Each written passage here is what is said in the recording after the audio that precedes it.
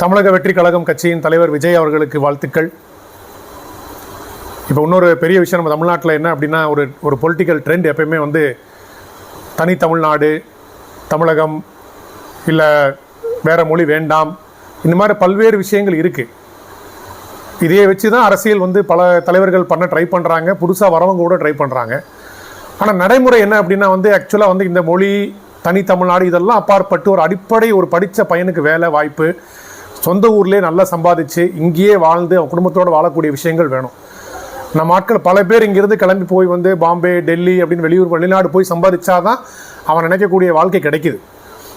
அப்போ நீங்கள் வந்து ஒரு புதிய தலைவராக வருங்காலத்திற்கு ஒரு ஹோப் கொடுக்குற தலைவர் இருக்கிறதுனால அப்படிப்பட்ட வாழ்வாதாரம், அப்படிப்பட்ட இண்டஸ்ட்ரீஸ், அப்படிப்பட்ட கம்பெனிஸ் நம்ம ஸ்டேட்டுக்கு எப்படி கொண்டு வர போகிறோம், இங்கே எப்படி நம்ம அந்த டெவலப்மெண்ட் கொண்டு வர போகிறோம்னு நீங்கள் கொடுப்பீங்கன்னு ரொம்ப எதிர்பார்ப்புகள் நிறைய பேருக்கு